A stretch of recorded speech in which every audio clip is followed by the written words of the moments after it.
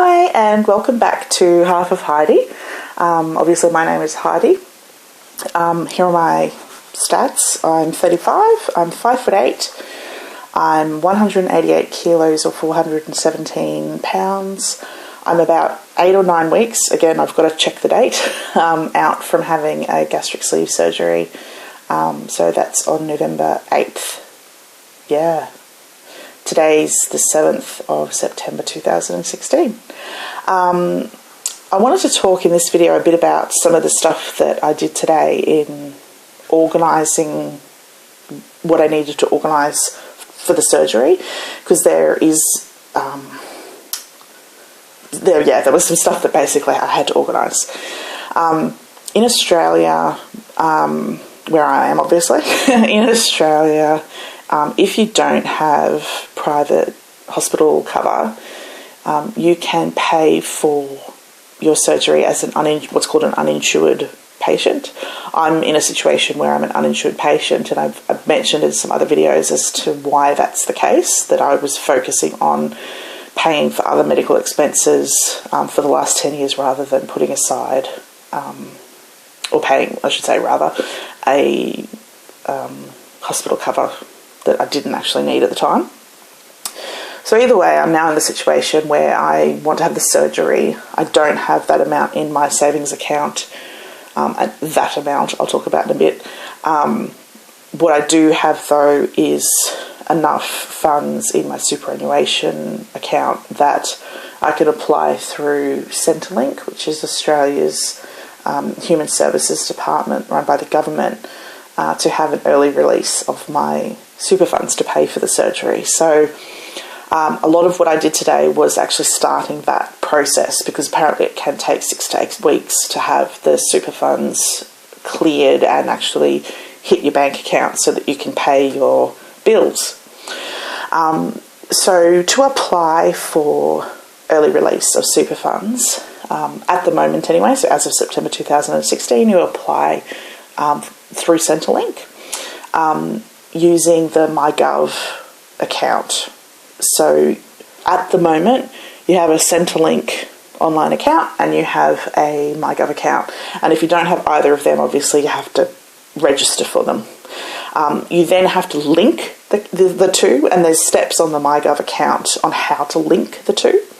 And then you can online do this application for early release of super funds. So it's basically up to the government to decide if you have what they deem to be compassionate grounds for release of your super.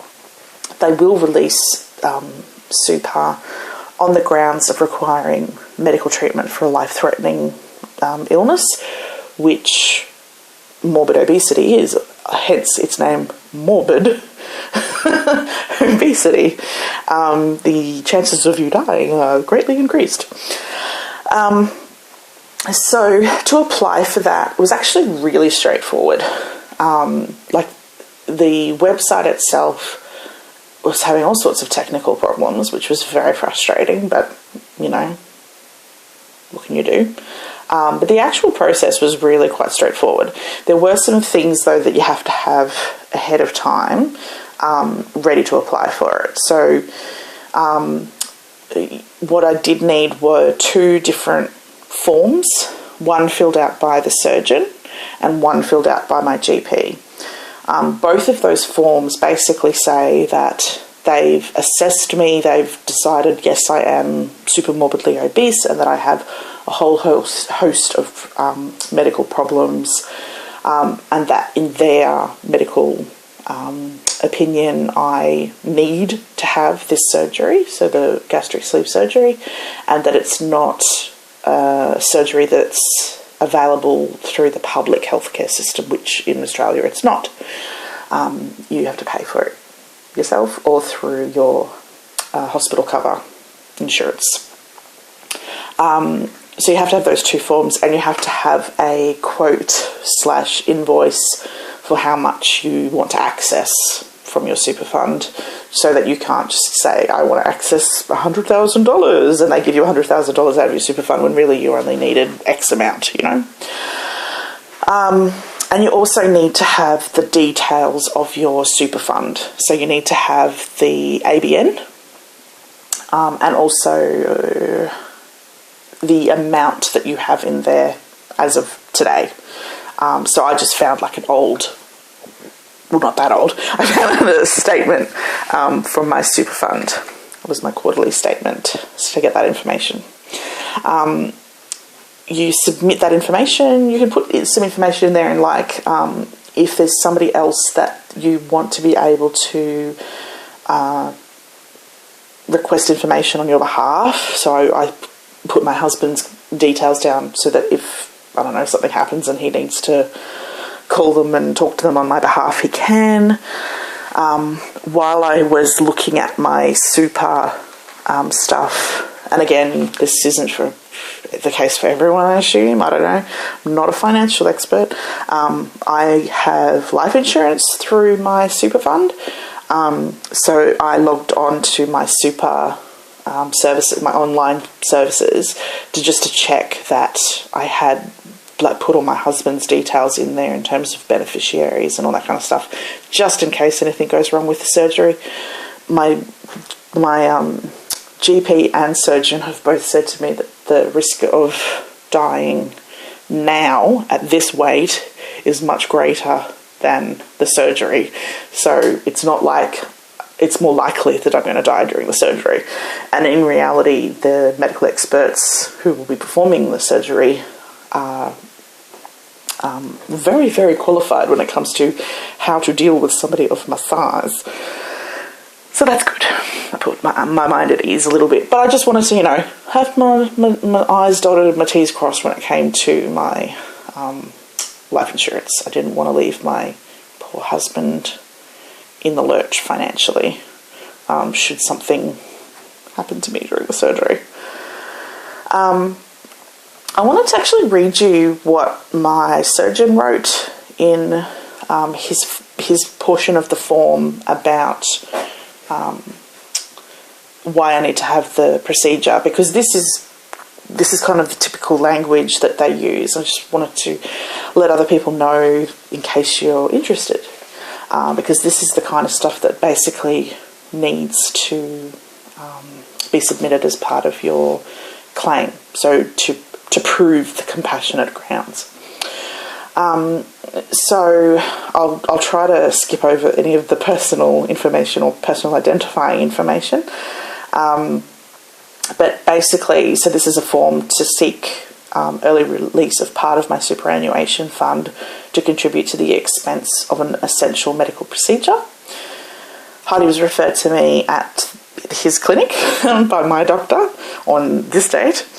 I was consulted there for advice regarding my long-standing obesity and health-related problems. At the time of consultation, Heidi had a body mass index of 65. This places her at the high-risk end of the morbidity obese scale. She also has experienced a variety of comorbidities as a result of her excess weight, including sleep apnea, back pain, knee and joint problems. This is a life-threatening illness. Is underlined. I don't know why I'm smiling, but anyway. I believe that Heidi's health would greatly benefit from receiving surgical treatment in the form of laparoscopic sleeve gastrectomy to treat her obesity problems. She has tried many other avenues to reduce or control her excessive weight, all to no avail. I predict that Heidi will continue to deteriorate. I don't know why I've got a stutter. To deteriorate over time, unless she is able to gain control of her weight. As such, I believe that Heidi is left with little to no alternative options to address her obesity and related health problems other than the laparoscopic sleeve gastrectomy. This procedure is not readily available through the public system. And again, that's underlined. Heidi will be responsible for out-of-pocket expenses as follows. This list covers the total amount that Heidi is responsible for. So as I mentioned, you do need to provide the information as part of the request to have your funds released as to what the amount will be. So the fee for my surgeon is $6,400. The surgical assistant fee is $500. The fee for the anaesthetist is $1,600. The hospital fee is $12,600, so that's a 2-night stay in a private hospital. There's other likely gaps, including medication, physiotherapy, radiology and pathology of $500, plus a one-off consultation with a dietitian of $145. Now, trying to very quickly do the mental maths, I believe that is 21,745? 21,000. Let's round up. $22,000. Heidi's advised that she has sufficient super funds to permit a significant contribution to her medical treatment and out-of-pocket expense, and we request that you grant the early release of such funds to cover her procedure. Procedure's booked in for the 8th of November. Account must be paid in full. Yeah. So basically, they underlined that it's a life-threatening illness. They underlined that it's a procedure that's not readily available through the public system, and they provided the information in terms of the amount of money required. There was a form then that my GP filled in, and it was really kind of a repeat, except it didn't go through the detailed list of the costs. It just confirmed that, yes, I have morbid obesity, that I've tried other ways to lose the weight, that it's a life-threatening illness, that it's not readily available through the public health system, signed, blah, blah, blah. So I scanned those 2 documents and attached it to my online application form and hit submit. What it did pop up was that I will need to pop into a Centrelink to prove my identity, that I will need to take my birth certificate or passport, my driver's license and a bank card, so a debit or credit card. What's really annoying about that is that I was actually in Centrelink today getting the online account set up, and when I'd spoken to the person at Centrelink over the phone about how that process works, he told me to have a driver's license and bank card. He didn't say that once to actually submit a claim for anything or a request for something, that you also have to show your birth certificate. So she said to me, "Oh, do you have your birth certificate here? We can do that proof of identity on the spot." And I was just like, no. And what really sucks about that is my closest Centrelink is 30 minutes or half an hour away. And I don't know whether people find half an hour a long distance, but, you know, it's an hour trip and you're like you're there for an hour. So, you know, you've got to schedule 2 hours out of your day, and it's obviously only Monday to Friday, and they, you know, shut at 4:30, and, you know, I work full time, so it's really frustrating, but, you know, it is what it is. So yes, if you're going through this process and have to set up an online account and go in and prove your identity, do it all in one go. Just, if any time you go to Centrelink, just take your birth certificate, I think is probably the advice I give. Yeah, so that's what I did today in terms of setting up and submitting my application for early release of my super funds. I'm really excited that that's yet another step down in my journey, process, whatever you want to call it.